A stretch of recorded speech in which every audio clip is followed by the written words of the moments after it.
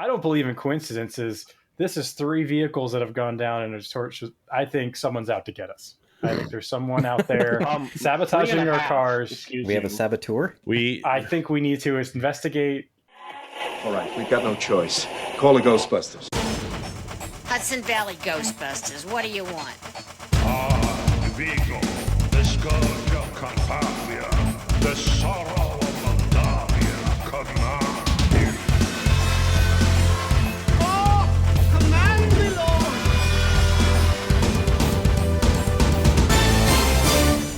I collect spores, molds, and fungus. Beautiful. It's slime time. Greetings, ethereal beings, subhuman entities, and spectral forms from the great beyond, and any living humans who may be watching. Welcome back to Hudson Valley Slime Time.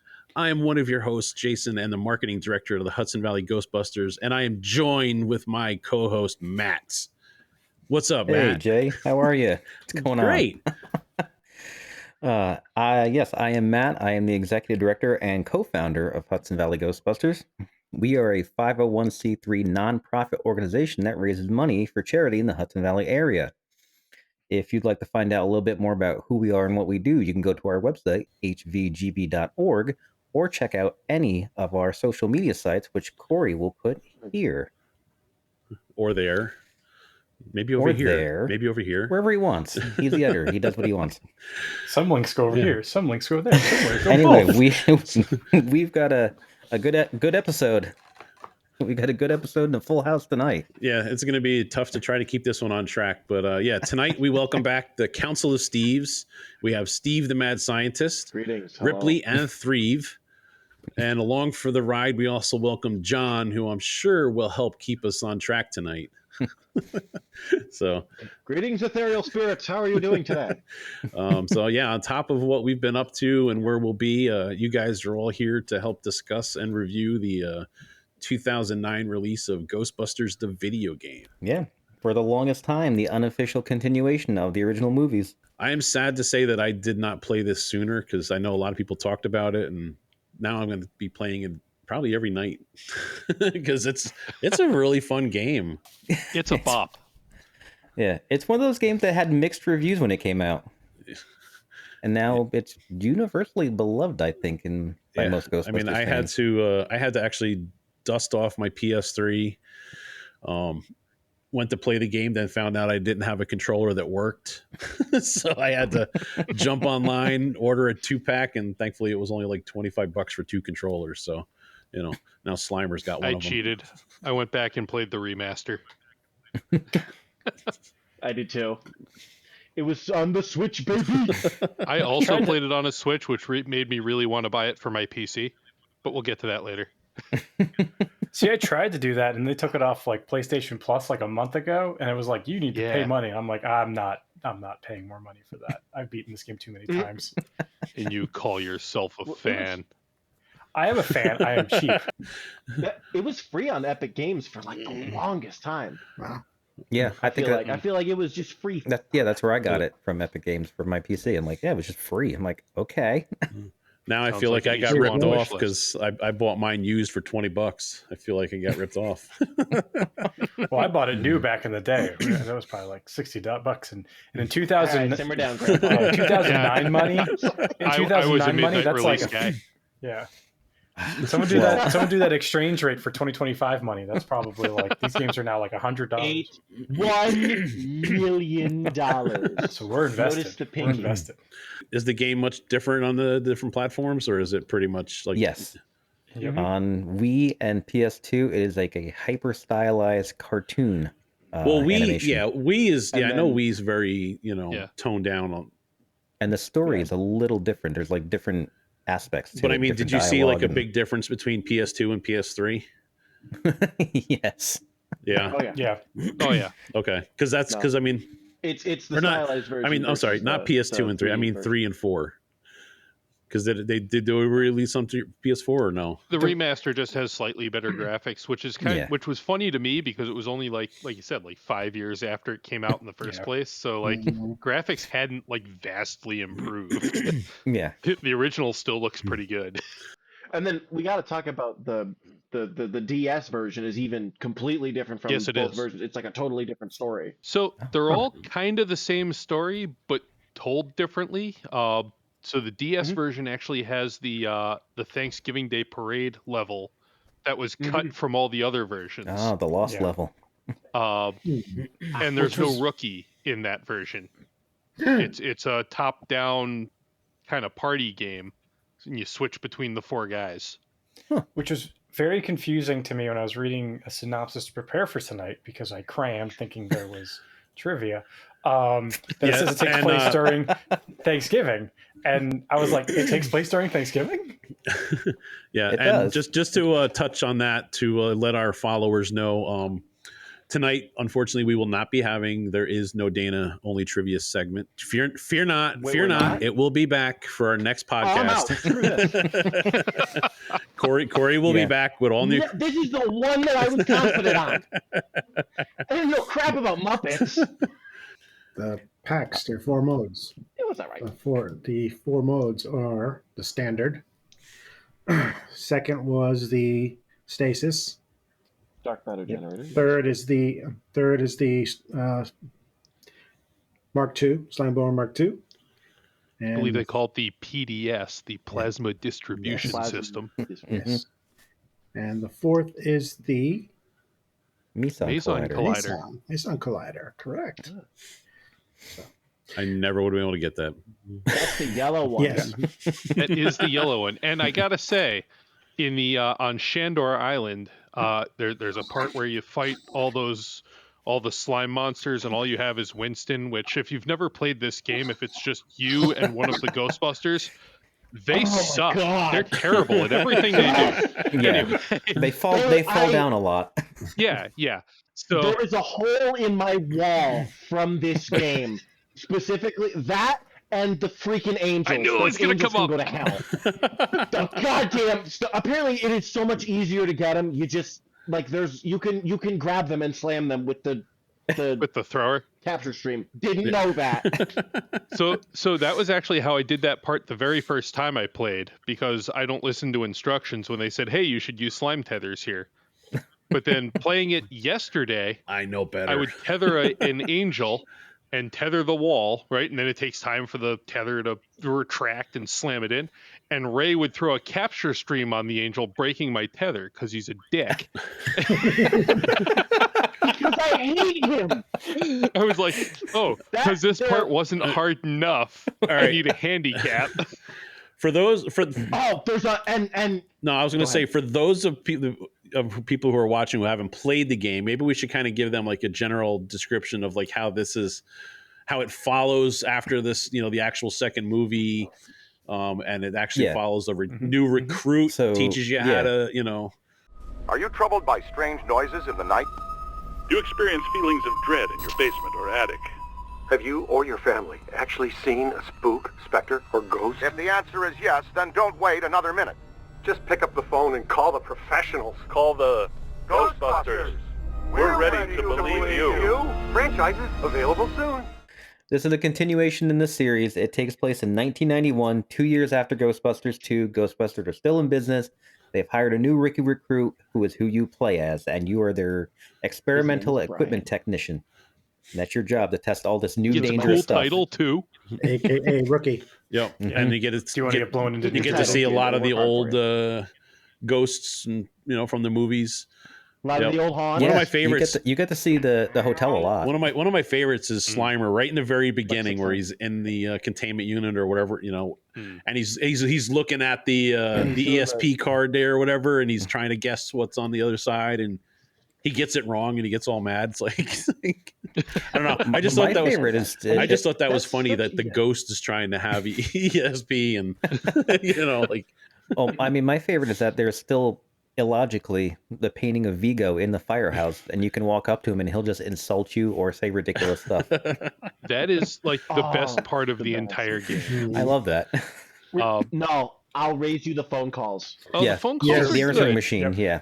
But there's an answering machine in the firehouse. Vigo's, you can walk up and press the button. Vigo's predictions of the future because right, it's a game that takes place in 1991, but it was made in 2009 or released in 2009. So it's all stuff that had already happened, but not yet for 1991. Canon there wise, was it the hadn't. Star Wars reference. So he gets all this stuff right. There was one that it played. Poor Milton that no one. There was one it played for me yesterday that creeped me out a little bit. It I see the evil of the times to come. You will choose a king to rule you, far more evil than I, twice. And I was like, oh crap. Okay, who was that referencing? I can't remember. The Queen of England. And I'm like, but it was made far enough back. There's no way. Yeah, that's What can I say? I'm a fan of the movies. But first it was The Simpsons, and then it was them. In time, all music will be free, but for the cost of your soul. That was good too. I have no soul. Which is interesting. A lot of people would argue, like, was the game a different canon stream because of the painting? Because in Ghostbusters 2 it was destroyed and replaced with them in like the Victorian thing. So people are like, is it really the same universe as Ghostbusters 2? Is it like an alternate universe? I was listening to a video that was talking about like things that were deleted from the game. There was originally a level where you were stopped by raise a cult, and the painting of the 4 Ghostbusters, the El Greco or one of the fettuccinis, was in raise a cult. You know, maybe over time that painting actually kind of like, you know, came back through, you know, like separated, you know, right? Or it reverted because maybe he just had... as far as we know, Vigo wasn't destroyed. I mean, I've got issues with he should have been trapped, but that's a whole other conversation. But I think we talked about that in our GB2 episode. I think we did. It's come up a a couple times. Go back to episode 4. You know, like a comic book, you need a little asterisk, you know, as seen in issue. But oh man, that means we got to keep track of things we've talked about in the past and remember where it was. That's Corey's job. Like I do like all the little. I do like all the other little details in the firehouse. Like if you go down in the basement, there's a real Ghostbusters PKE meter on a desk, and I think a version of the Ghostbusters, the Extreme Ghostbusters trap. Yeah. It looks like the toy one though. Yeah. It's not like the one from the shelf. Yeah, and the Ghostbusters like 2 the logo three can be prongs. seen through a window.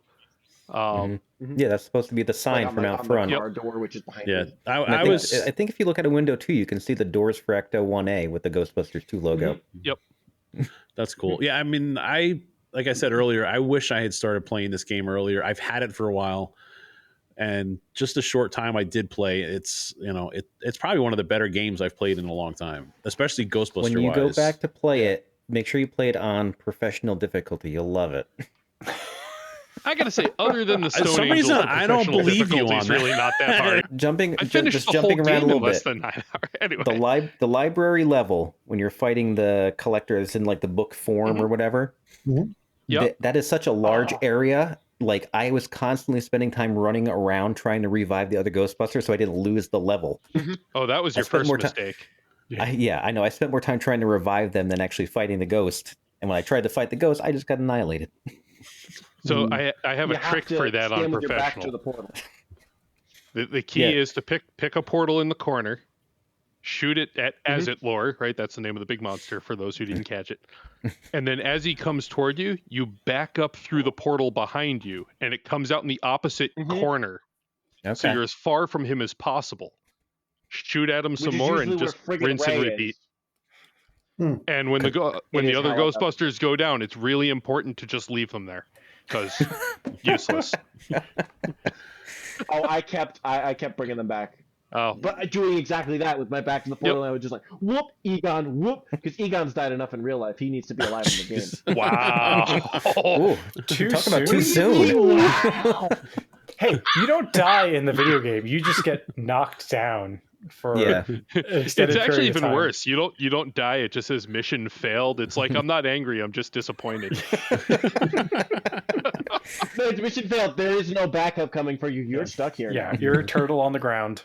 Yeah, it almost looks like you get knocked over and you start getting electrocuted from the pack or something because sparks start flying everywhere. Yeah, like, sparks are flying. Happens. So going back to the firehouse Easter eggs, the firehouse does have one of the best Easter eggs and that's one of the computer monitors on the upper level has the final screen from the NES version of Ghostbusters. If you ever finished it, congratulations, you have completed a great game.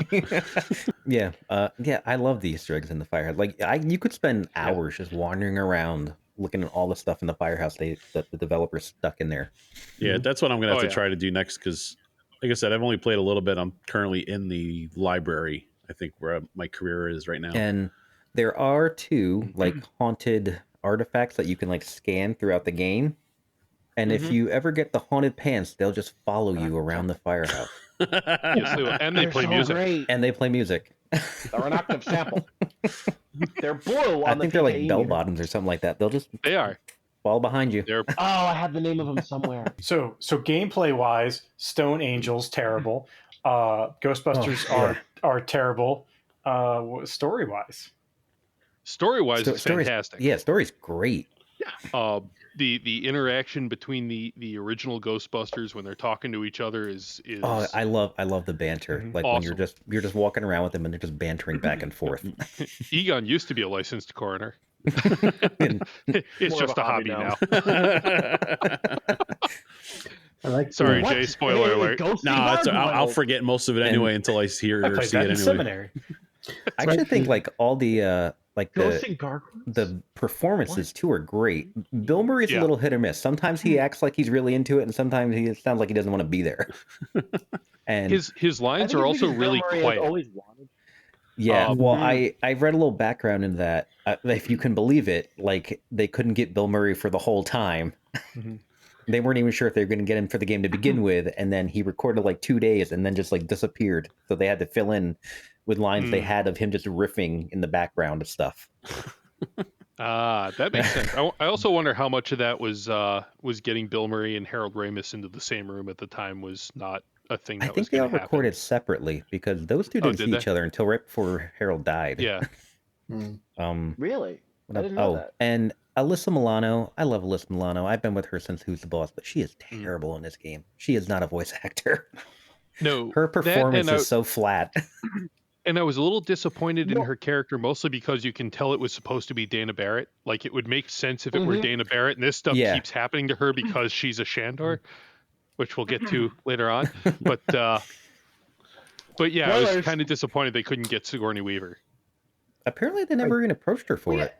From what I heard, that's pretty sad. They probably blew the budget and probably couldn't afford to even think about it before go.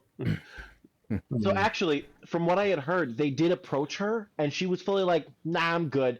And then they started. They worked around her. They were like, "Okay, we're going to come up with a new thing." And she heard through the grapevine the original 4 were going to do it, and she was like, "Oh shit, can I come in?" And they were like, "Sorry, it's too late. We already re-scripted it. Like we would." They got so far into it they couldn't. Bye, Felicia. That could be bull, but yeah. Well, there's a lesson there. Then tell people. You make it work. Tell people like, hey, this is who we got coming on already. This is or this is who we're trying to get on. Like I said, to be fair, too, they didn't know they were going to have Bill Murray until way into the process. Yeah, I was reading that there was like several ideas of like how to write out Venkman, right? They were like, he's out in France with Dana Barrett. He's out in San Francisco at they were like a whole, how do we explain he's not there type of stuff. And then he got in and they were trying to find different voice actors. So, but luckily they got. Hey, Dave Coulier. Cut it out. Actually, I saw. Hey, Brad, cut it out. I don't know if it's true, but I saw on one of the I think Ghostbusters Wikipedia, they talked about. I think they were looking at Vince Vaughn to do Bill Murray, which I thought was interesting. Okay. It was okay. Did he do a good Bill Murray imitation? We got to talk about how Bill Murray is in it, which means his emotional support Brian is with him. Yes. That's how they got him. They got his brother first. Yeah. And then he was like, they snapped. Yeah. Like the way you said that, like they kidnapped him. I forget the actor's name who played Lenny, the mayor, in the original movies. They had him cast, and they kicked him out to bring in Bill Murray's brother so they could get Bill Murray. Boo!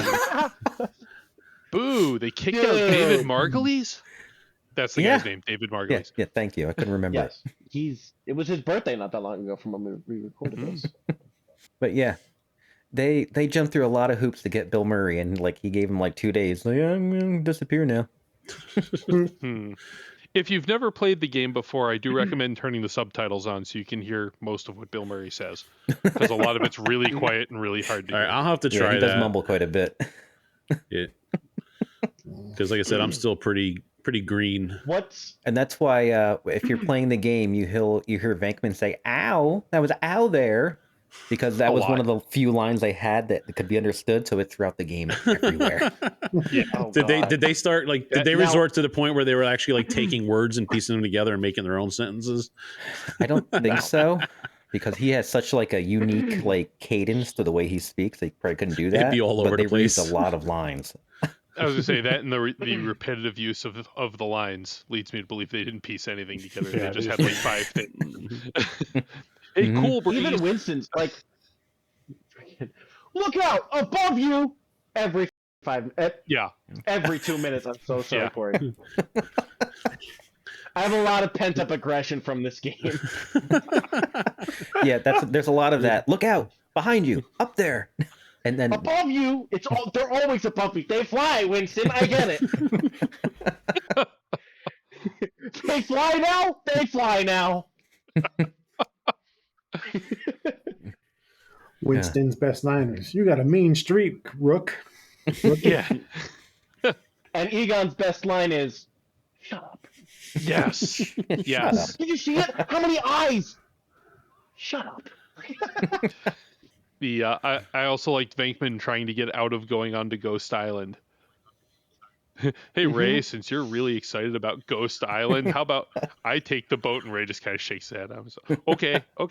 Trying to be helpful. Just going to drop it.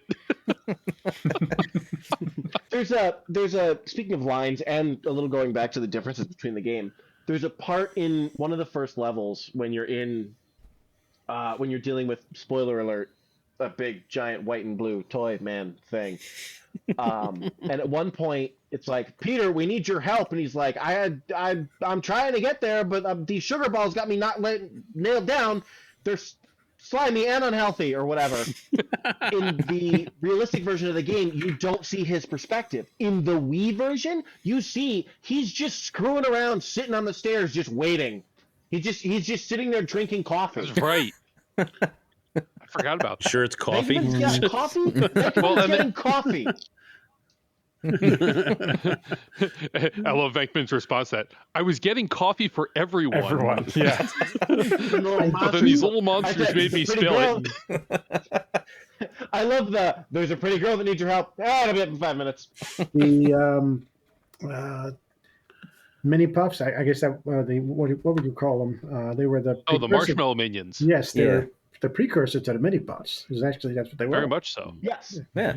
The mini puffs aren't on fire though, running at Hot you. take. That's true. That is true. Hot take. I love the mini minions so much better.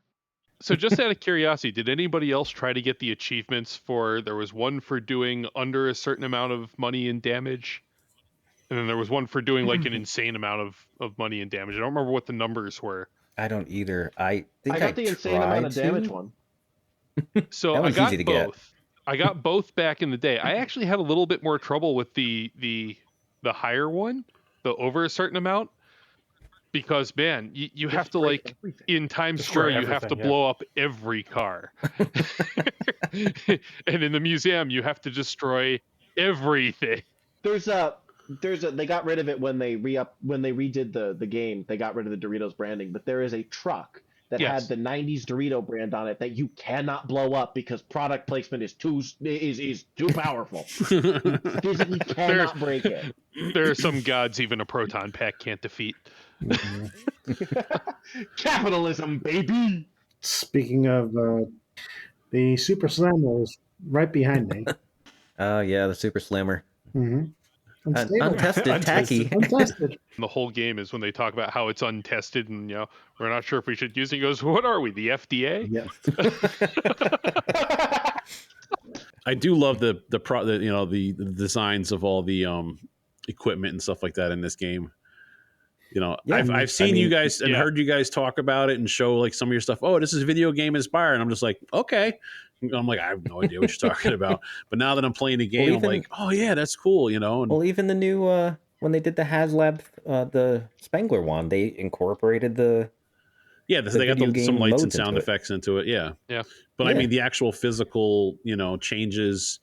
The added lights that are on the video game pack, and I'm sitting there looking at them like, those are pretty cool. I should probably incorporate. I saw a video. I don't remember which team it was, but there was someone who built the pack to when it vents, like the bumper comes out, the cylinders come out. The Phoenix pack. Really?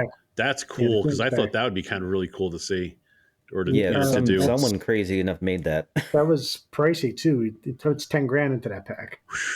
Holy moly! Yes. I need to put $10,000 into my car. It's all aircrafted aluminum too, which he did not do a second class on this. It was all first class all the way. I mean, if you're gonna spend that much money, you might as well go out and do it right. But yeah, I do love the upgraded equipment.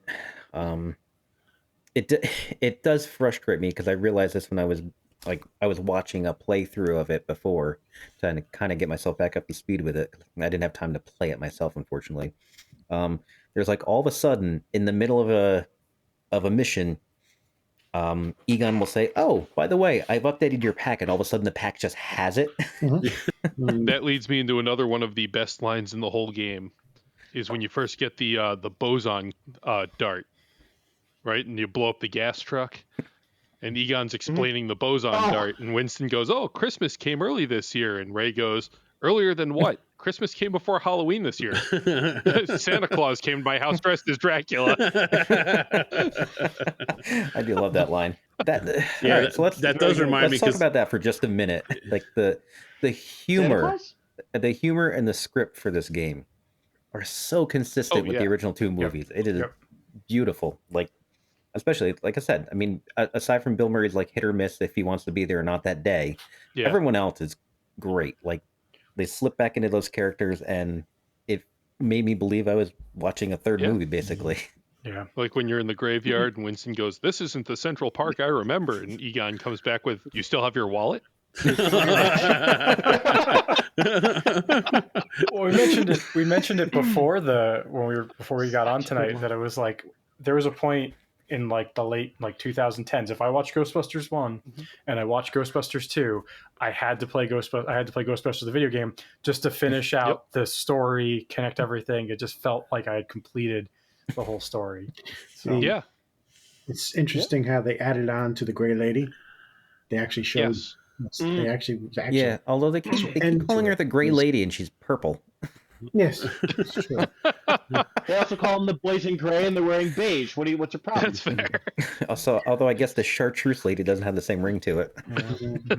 And technically, if we're talking about the continuity, this could slot in between the originals and Afterlife and still work.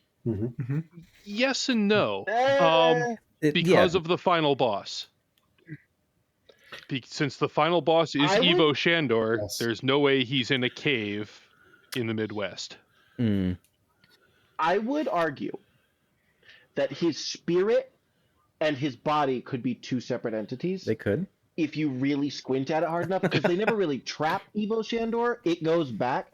The part where it loses me is, where the hell's Dana? That's the part where I can't, because it can't be, Peter's had this whole like redemption arc. He's a nice guy again. Oh, Dana's gone. He's a creep. Oh, they're married. Like, did she really give him a chance? There's also inconsistencies with Shandor's character, right? In the game, he basically denounced Gozer to say like, "Screw this, I'm going to be the destroyer now. You're a false god or whatever." Where in Afterlife, he's still like, "We could rule the world together," and like, so that actually kind of bothered me. He had some mood swings. No, but if you think about it, how she reacts, he could be like kissing Gozer's butt, like, "Oh my God, Your Eminence, you're back," and she's like, "I saw in '91 you tried to usurp me. Get screwed." Like, and to be fair, you could be right. Like he tried to do his own thing. Ghostbusters defeated him. Who knows how his spirit returned to his body? But yeah, I mean, overall, the little bit I've played of this game, I really enjoy the gameplay. Because after, I was a little disappointed with Spirits Unleashed being it seemed very repetitive and stuff like that. And then now that going back to this, it's like, damn, we actually got like a full game, where you actually feel like you're traveling along a path and making headway somewhere.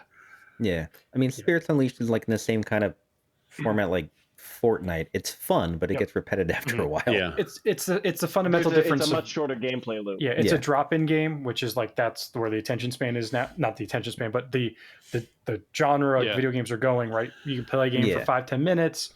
There's kind of a story that connects everything.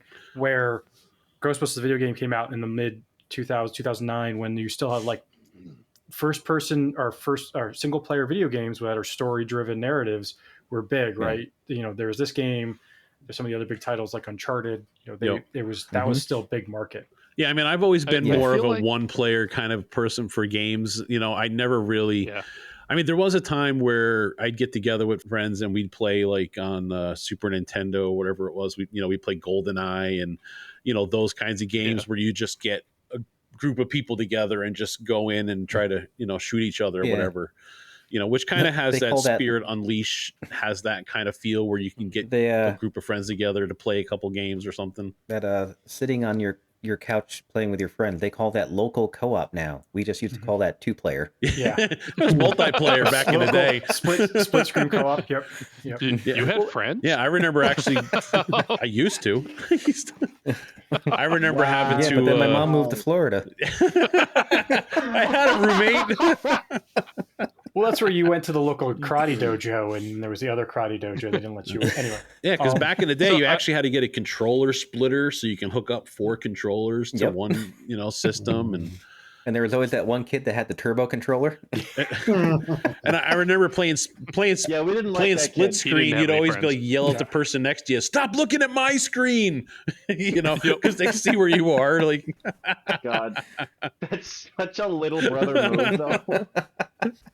But I actually used to refer to Ghostbusters, the video game, as the Batman Arkham Asylum of Ghostbusters, because just like Batman Arkham Asylum proved that all Batman games don't have to be garbage, Ghostbusters, the video game, also proved that all Ghostbusters games don't have to be garbage. Yeah, this is the game that bucked the trend.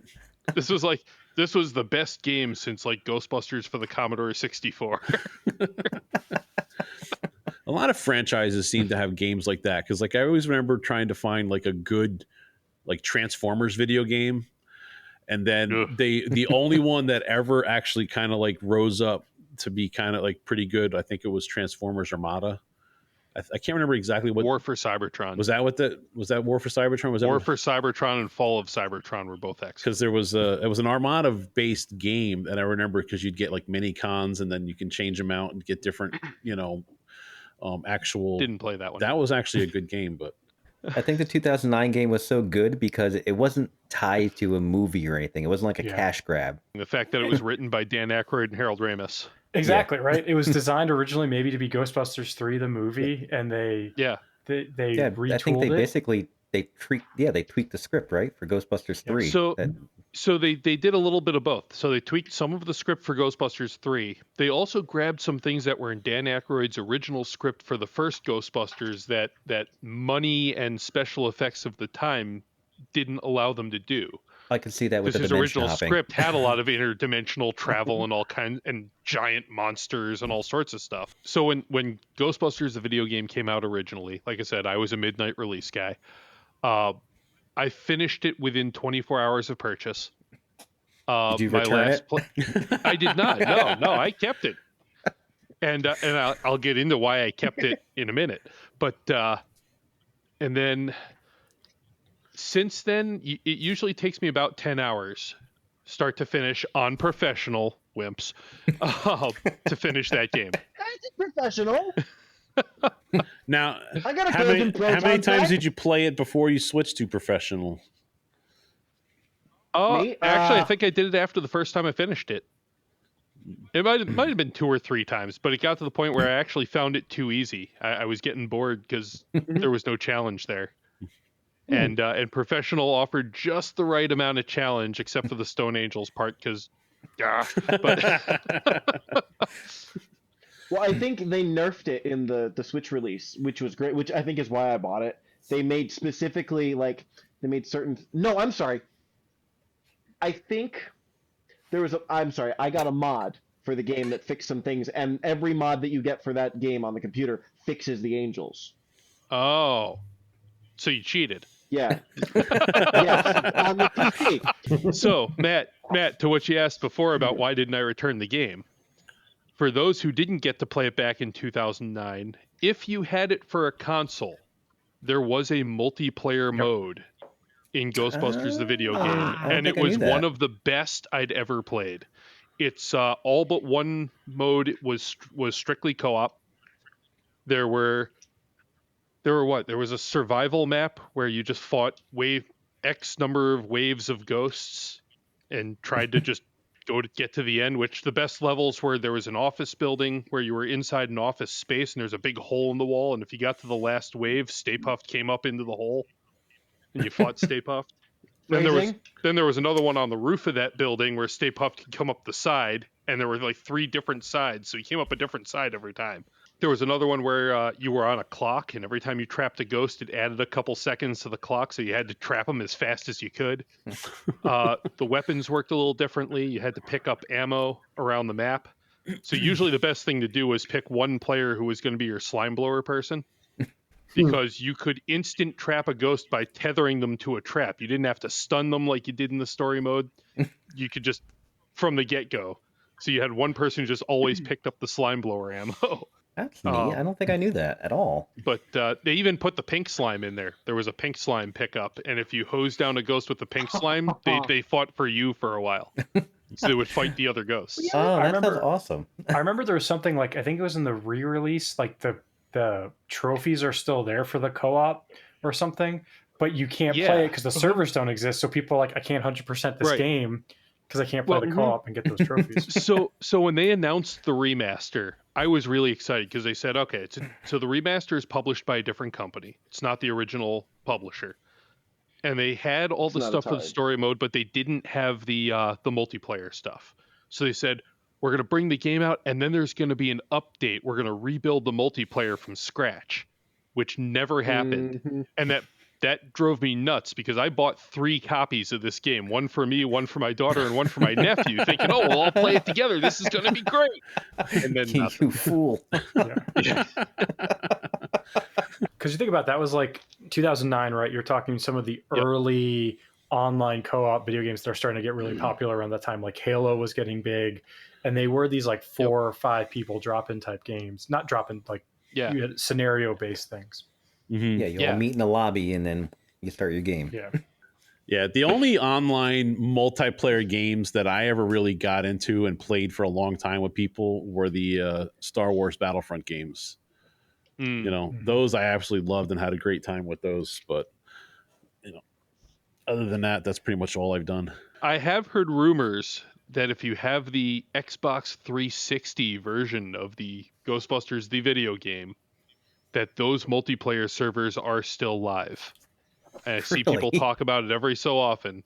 And yes, I have considered buying an Xbox 360. Not enough so that I've done it, but just to see if I can get a copy of Ghostbusters. I might have an old one hanging around. I still have mine. That was the system I had it for, but I sold it a few years ago. The system, because I was like, I'm not using this anymore.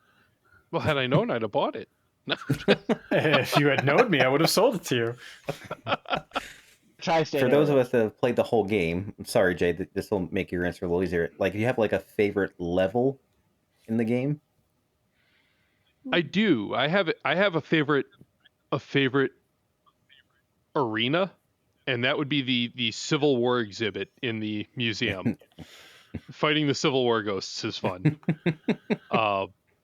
It's just absolute chaos. Yeah.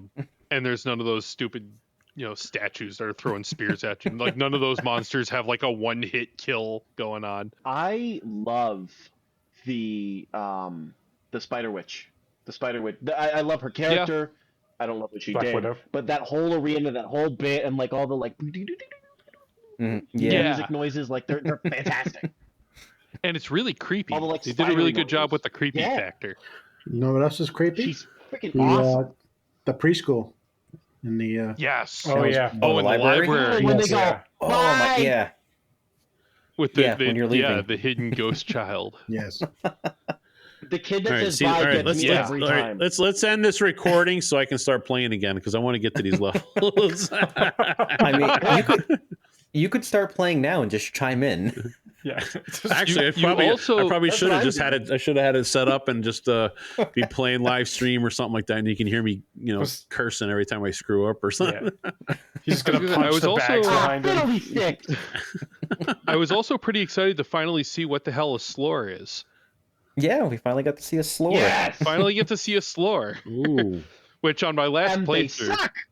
Yeah, on my last playthrough, again, I'm a completionist, so I like to scan all the monsters and scan all the artifacts and whatnot. And I got to the end of the game. I finish it and I realized I missed 2 monsters. I forgot to scan the slore and I forgot to scan Shandor.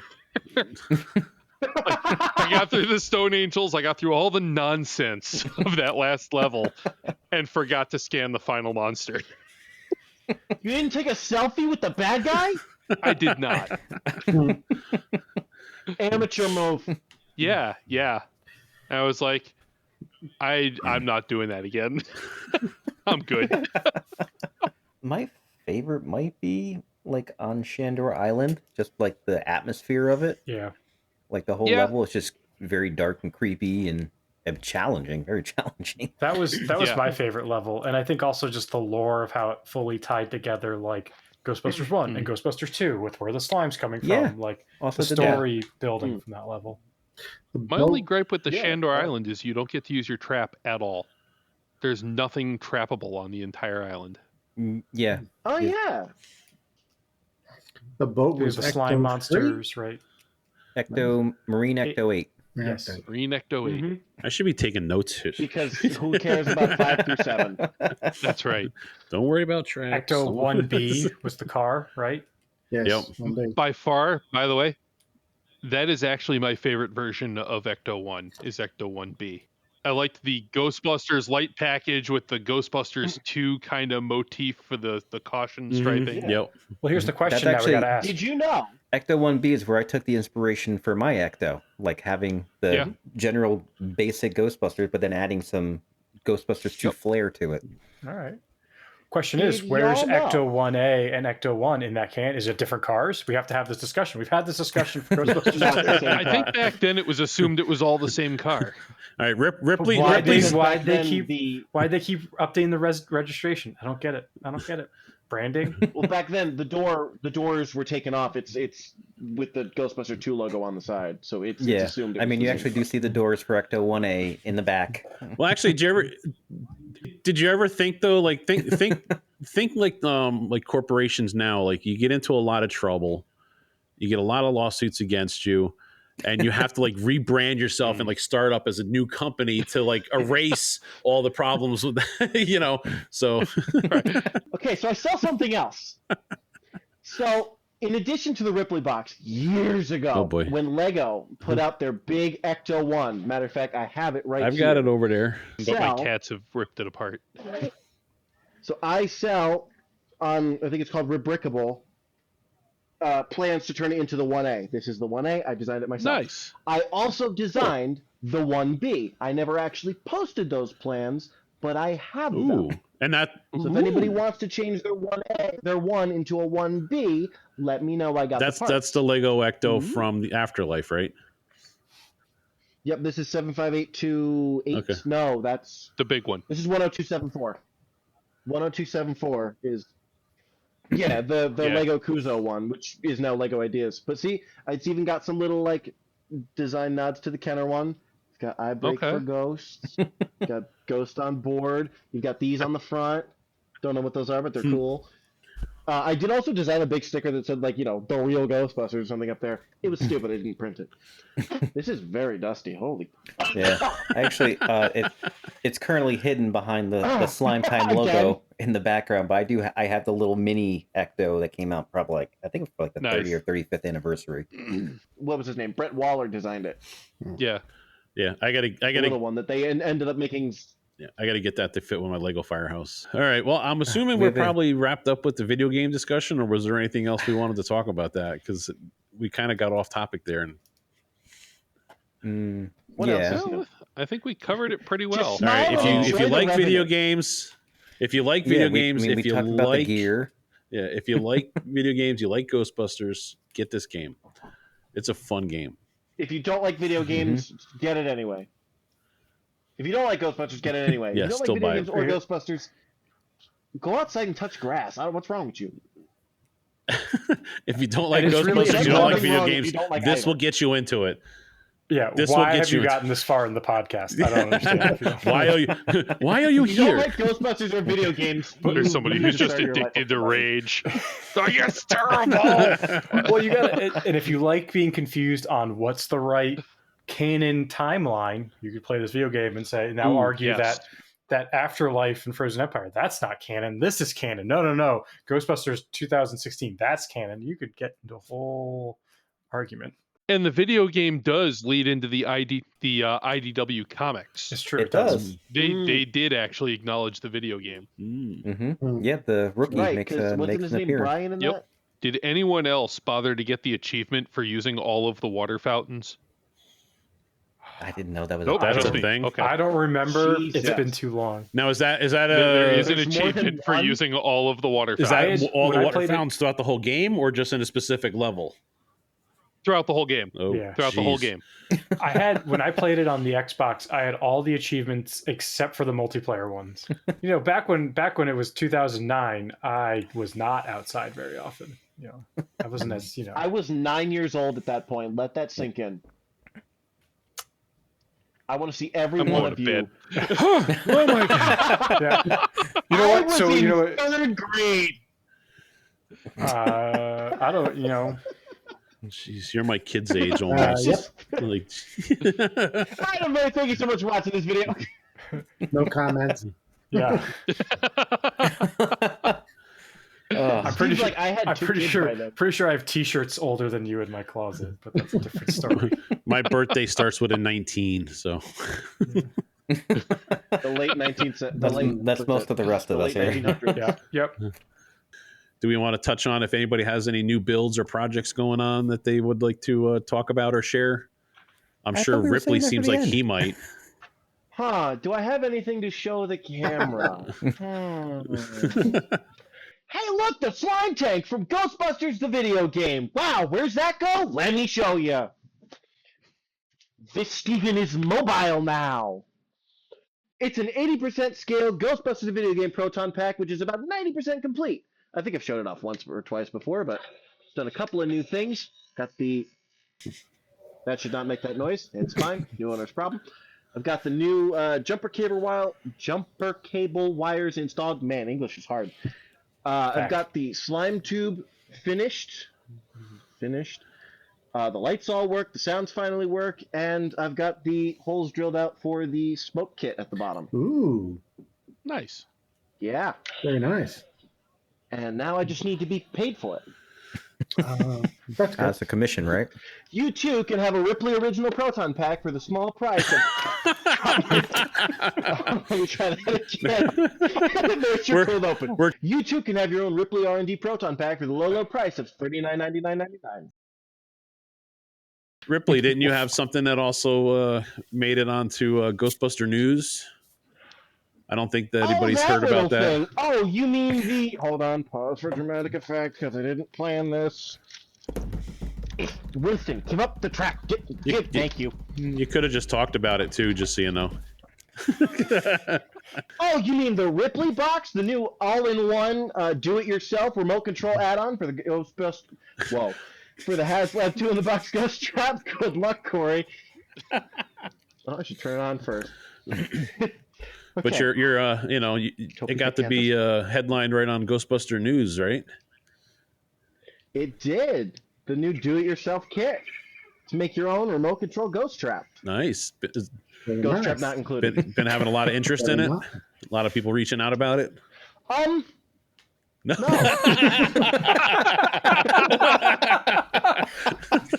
I've sold 2, and one of them was to one of you. Probably Joe, right? If I had to guess. Yeah, it was Joe. It was You Joe. know what? He's just supporting. Even though It's just like he's like a just a dad supporting his son. To, buy the... $20. Is that for a made one, or is that just for the plans? That's for the plans, part list, and custom several-page instruction sheet that will tell you how to put it together and how to paint it. Depending on when this comes out, it's currently on sale for about 40% off. That's about $12 and change for your very own Ghostbusters, whatever the hell it's called. Ripley Box, right? My name. I think you should go with the official whatever the hell it's called. The whatever box. Get one of these, whatever the hell it's called. The whatchamacallit. Guys, please buy one. I need a new car. Please buy one. All right, we'll get to cars here shortly. We'll get to. Anybody else have any builds or projects, the new ones that they haven't talked about that would like to? One thing I recently finished up was this. So the replica of the Globus scope that's seen in Ghostbusters 2. Nice. If it wants to respond, it'll spin. Sometimes it's temperamental. But there we go. The battery's not fully dead yet. But nice. Yeah, 3D printed. Files are on Maker World. So I don't need a new car, so they're free. But, can you print me a new car? You know what? I'll see what I can do. Something in a Honda Ridgeline? But yeah, no, fun little, modeled it up myself, put it up there. People are welcome to print it and have fun with it. Some people have noted that it's not 100% screen accurate, but which is fine. And then I made it so it could do different color lights. Very cool. So, I think it looks great. It's like people have said it's not accurate. To them, I say, do it yourself. Make it yourself. To be fair, some of it provided good. They provided some feedback. They were like, "Hey, if you change the model," I'm like, "I'm on to other projects. You can remix it. Thank you." To them, I say, "What are you, some kind of nerd?" It's funny because we're nerds. We are, and proud of it. I'm here to explain the jokes. You got something there, Steve? Mr. Mad Scientist? Yeah, this is the video game version of the goggles. Notice they're black. That's basically the only difference with them. But this is the video game version. So nice, beautiful. Like I said, not something you usually come across. So. And of course, I got the trap over there.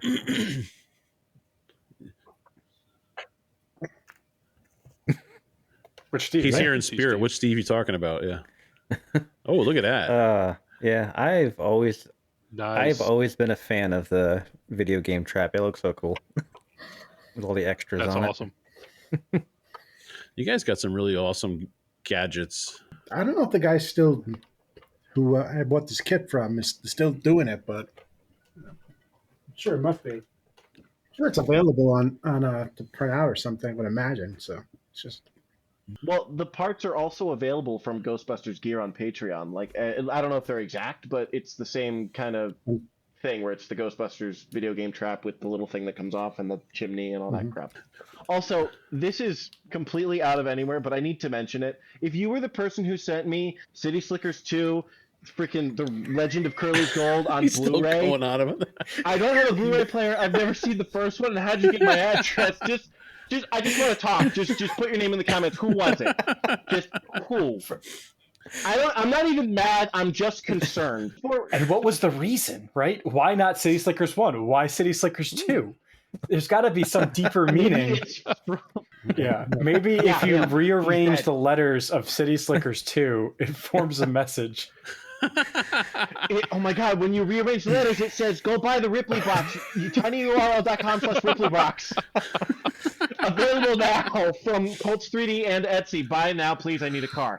It has been a pretty rough month for the Hudson Valley Ghostbusters and Ectomobiles. A little bit. Do you want to start with yours there, Matt? Yours was actually the easiest, I guess you could say.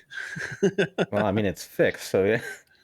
Well, that's always a we plus. were doing the Mid-Hudson St. Patrick's Day Parade in Goshen.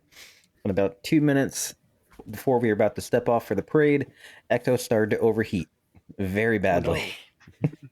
Pegged all the way in the red. So it was too hot to handle. I just kept my fingers crossed, and it made it through. barely. Once we got moving, like the temperature actually dropped and it was okay. But yeah, I had a leak in my radiator. Didn't even know it was such a minor leak. I'd just been losing fluid for who knows how long that it got low and then started to overheat.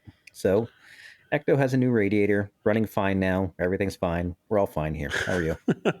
Well, Steve and I aren't so good. Anyway. So, and it's actually funny because everything kind of revolved around this event. What happened with me is I was headed to that particular parade. I was on the road for about an hour, and I got the oil light came on, and all the alarms went off. I just barely made it to Matt's house. I shut the engine off, and it cleared for about 20 minutes. After that, it came back on again. And once I started moving, it dropped. It dropped out again, and then I made it home. I don't know how, and I took it to the garage 4 days later, and he said the oil pump shot. You need a new engine. So H3 is down. Yeah, that's painful. And very, very similar issue with me. I was in the process of getting Slime 1 ready for the for this parade, and I was cleaning the underneath of the car, tracing. I had an oil leak, and while the motor was running, I noticed that the front oil seal had popped out of the valve timing chain cover. And I was like, why the hell's that? Why'd that happen? So then I shut the motor off. I climb under there, try to see if I can pry it back in. And the whole crank assembly is sliding in and out. So the Slime 1 is down because the engine needs a complete rebuild. Now let me tell you about a real car problem, all right? My Chevy Equinox, I was not going to this parade. They live like 2 hours from me at least. My Chevy Equinox is just built wrong. It's a design flaw in the transmission, just like kind of works and kind of doesn't. So I'm getting rid of it before a new owner's problem. I just want it gone. Steve has a nice turnaround. He actually has a turnaround date, so he has his has. It'll be back. Mine is indefinitely off the road for right now because I don't know when I'm going to be able to get that motor rebuilt. And I figure while it's down, I'm actually going to strip the car down. I'm going to repaint it. I'm going to do the graphics the way I've wanted to. So when it comes back on the road, it'll hopefully be a whole different appearance. Just to be, I fair, can't complain. My car is over 40 years old, and who knows how many miles are on that motor. Yeah, actually, it's from 1884. And I'm not going to judge because I need my car to run. I drive it every day. I've had my truck for almost 10 years. It's 2016. It's almost a decade old. It's the only major problem I've had with it. I can't complain. But Tara did say that the reason it's going to start breaking down now is because it's almost paid off.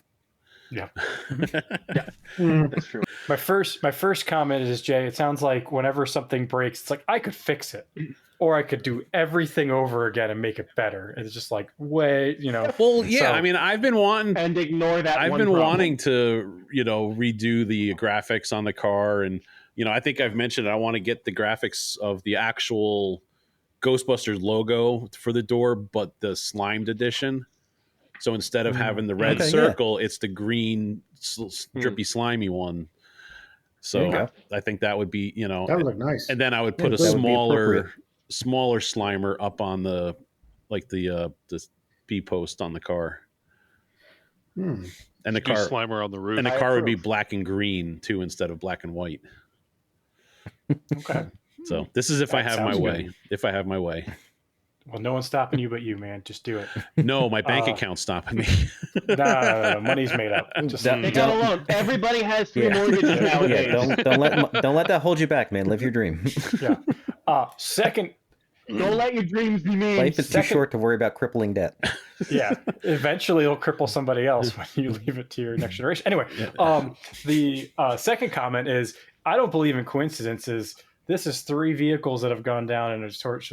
I think someone's out to get us. I think there's someone out there sabotaging our cars. We have a saboteur. I think we need to investigate. I mean, to be fair, Jay, your car is over 100 years old, apparently. Steve has had problems on and off with the A3 since he got it, and I was just due. So, it's a wild coincidence.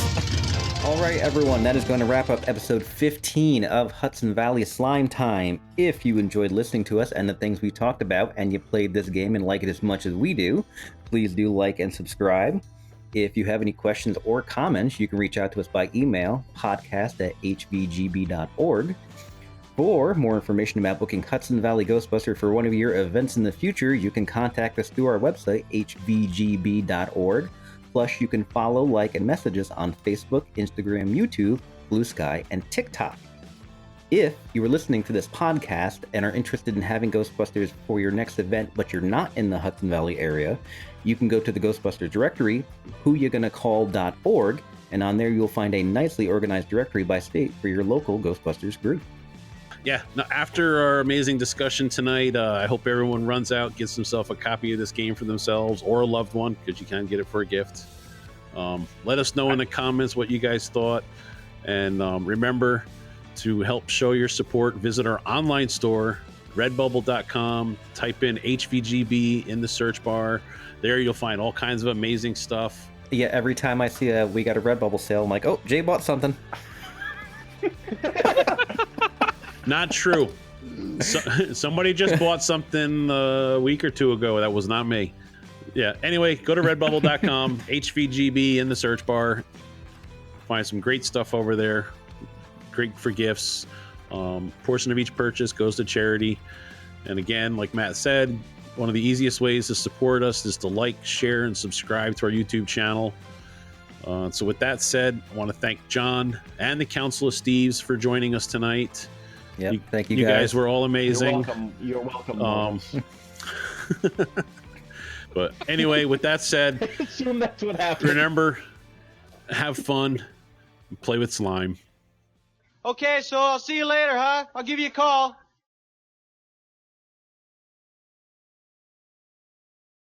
Can we get a Slime Time logo shirt that just says "Sorry, Corey" underneath? We should. That's a good one. Coming soon to redbubble.com. Don't take anything these guys say seriously. None of this is actually happening. This is all null and void. Yes. JK law, satire. Great disclaimer for a podcast. Don't listen to anything we say. That's funny. You guys think people are still listening. I'm the only one who watches it all the way through. I'm here and I'm not even listening. I rewatched them only to hear how brilliant I am. I rewatched them to see how brilliant Corey is. Yeah, we watched to see the brilliant, the brilliance of what Corey transforms this into. Yeah, because we know what it is, how it started, and then we see the final product. We're like, wow, we get to see a lot of heavy lifting from the editor. We get to see the polished turd. I don't remember any of that. So whatever you're watching this at, and whatever length it is, we're almost at the 2 hour mark now.